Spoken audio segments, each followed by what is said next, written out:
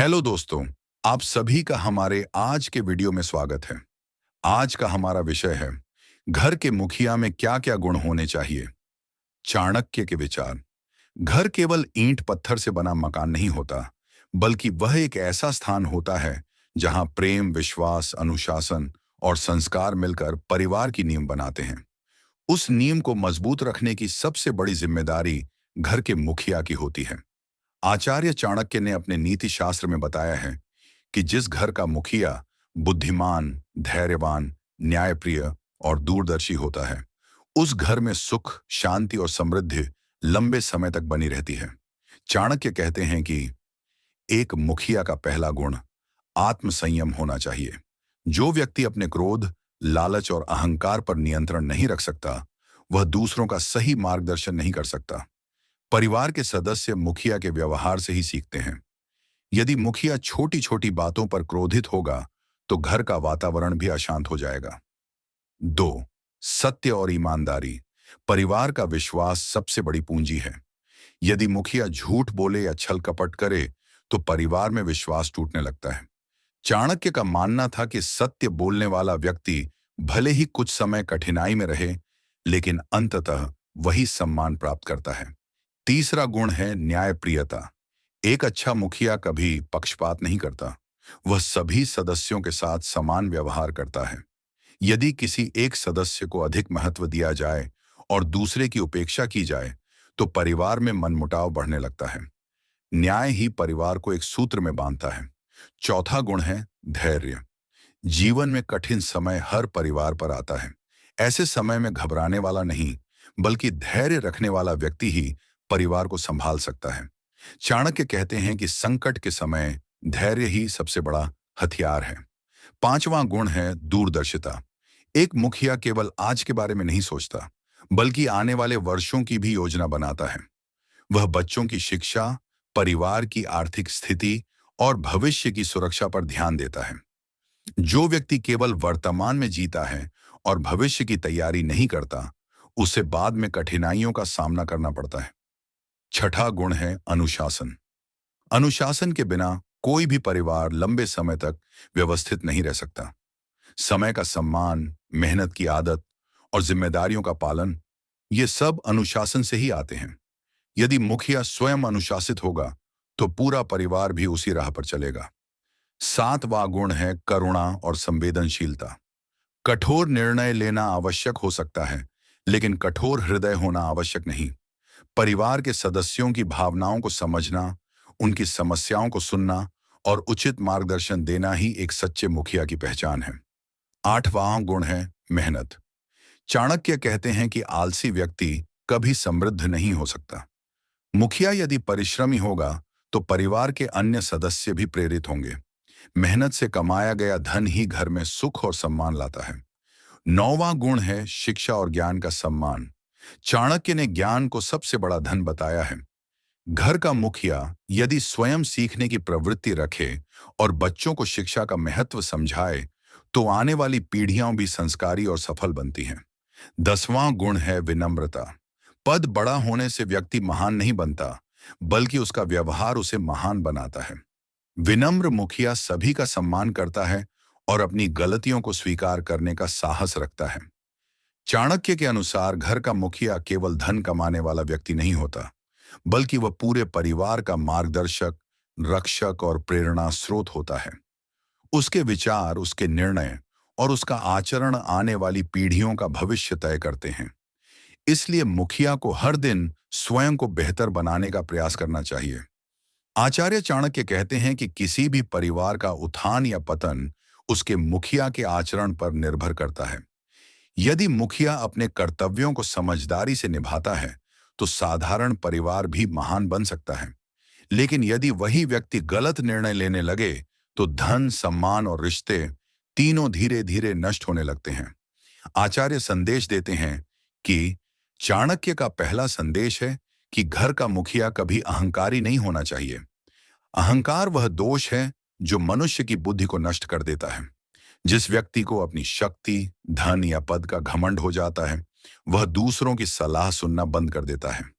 ऐसे घरों में मतभेद बढ़ते हैं और परिवार के सदस्य मन से दूर होने लगते हैं।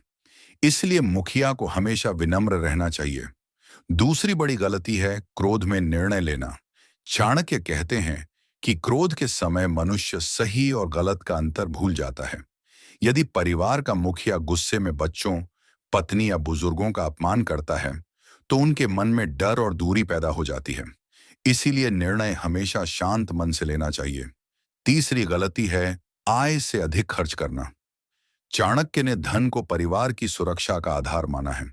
वे कहते हैं कि जो व्यक्ति अपनी कमाई से अधिक खर्च करता है, वह धीरे धीरे कर्ज और तनाव में फंस जाता है। एक अच्छा मुखिया हमेशा कुछ धन भविष्य के लिए बचाकर रखता है, ताकि कठिन समय में परिवार को परेशानी ना हो। चौथी गलती है गलत संगति। चाणक्य का स्पष्ट मत है कि मनुष्य की संगति उसके चरित्र को बदल देती है। यदि मुखिया बुरे लोगों की संगति में रहेगा, तो उसका प्रभाव पूरे परिवार पर पड़ेगा। इसलिए ऐसे मित्र चुनने चाहिए जो सत्य, मेहनत और अच्छे संस्कारों को महत्व देते हों। पांचवी गलती है परिवार की बातों को बाहर बताना। चाणक्य ने कहा है कि घर की गोपनीय बातें हर किसी के सामने नहीं रखनी चाहिए। ऐसा करने से लोग कमजोरी का लाभ उठाते हैं और परिवार का सम्मान भी कम होता है। समझदार मुखिया विवेक से काम लेता है और हर बात को सार्वजनिक नहीं करता। छठी गलती है बच्चों को बिना संस्कार के बड़ा करना। केवल अच्छी शिक्षा ही पर्याप्त नहीं है। यदि बच्चों में सत्य, अनुशासन, बड़ों का सम्मान और परिश्रम की आदत नहीं होगी, तो वे जीवन में कठिनाइयों का सामना करेंगे। चाणक्य कहते हैं कि संस्कार सबसे बड़ी विरासत है। सातवीं गलती है स्त्रियों का सम्मान न करना। जिस घर में महिलाओं का सम्मान नहीं होता, वहां सुख और शांति भी अधिक समय तक नहीं टिकती। मुखिया का कर्तव्य है कि वह घर की हर महिला को सम्मान, सुरक्षा और विश्वास दे। आठवीं गलती है समय की बर्बादी। चाणक्य कहते हैं कि खोया हुआ धन वापस आ सकता है, लेकिन खोया हुआ समय कभी वापस नहीं आता। इसलिए मुखिया को अपने समय का सदुपयोग करना चाहिए और परिवार को भी समय का महत्व सिखाना चाहिए। नौवीं गलती है संकट के समय हिम्मत हार जाना। कठिन समय हर किसी के जीवन में आता है, लेकिन जो व्यक्ति संकट देखकर घबरा जाता है, वह परिवार का मनोबल भी गिरा देता है। सच्चा मुखिया वही है जो मुश्किल समय में सबसे पहले स्वयं मजबूत बने और दूसरों को भी साहस दे।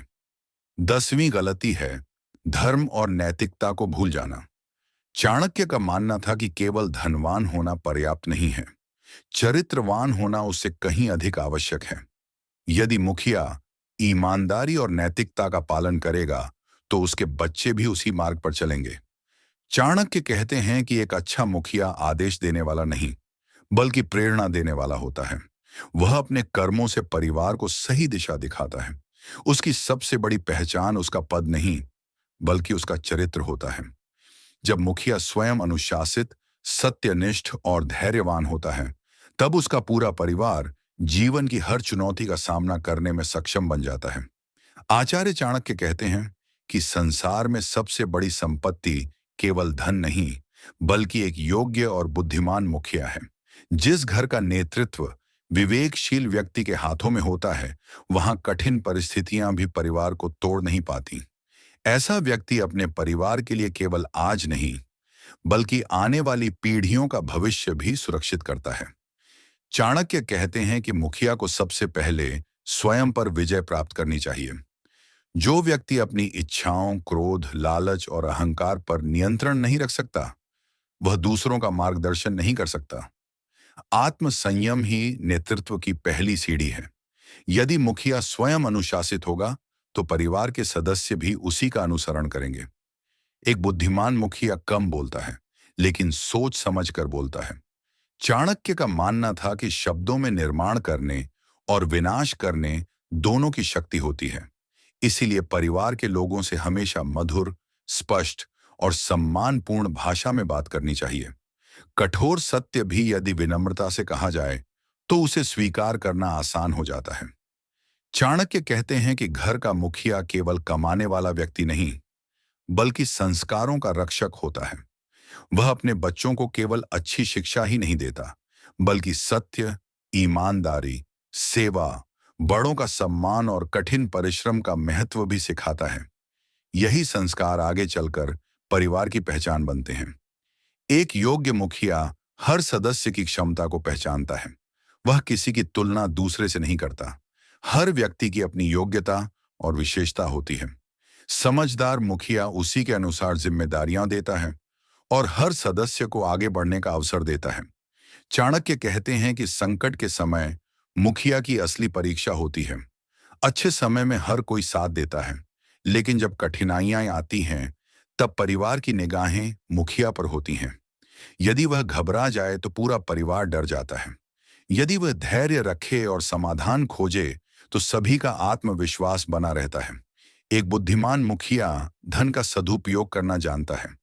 वह केवल कमाने पर ध्यान नहीं देता, बल्कि बचत, निवेश और आवश्यक खर्च के बीच संतुलन बनाए रखता है।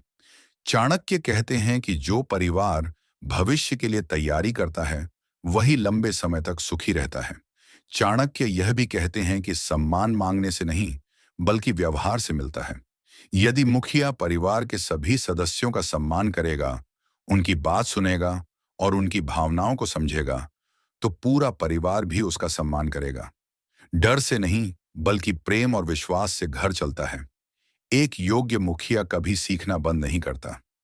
वह हर अनुभव से सीखता है और अपनी गलतियों को स्वीकार करने में संकोच नहीं करता। यही गुण उसे समय के साथ और अधिक परिपक्व बनाते हैं। चाणक्य का एक महत्वपूर्ण संदेश है कि मुखिया को निर्णय लेते समय केवल वर्तमान नहीं, भविष्य भी देखना चाहिए। कई बार छोटे लाभ के लिए लिया गया निर्णय आगे चलकर बड़ी हानि का कारण बन जाता है। इसलिए दूरदर्शिता एक सच्चे नेतृत्व की पहचान है। अंत में चाणक्य कहते हैं कि परिवार का मुखिया एक वृक्ष के समान होना चाहिए।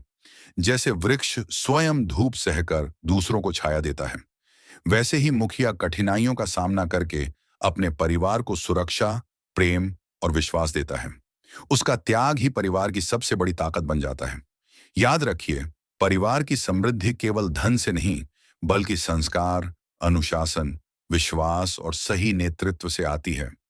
यदि घर का मुखिया इन गुणों को अपने जीवन में उतार ले, तो उसका परिवार न केवल वर्तमान में सुखी रहेगा, बल्कि आने वाली पीढ़ियां भी उसका सम्मान करेंगी।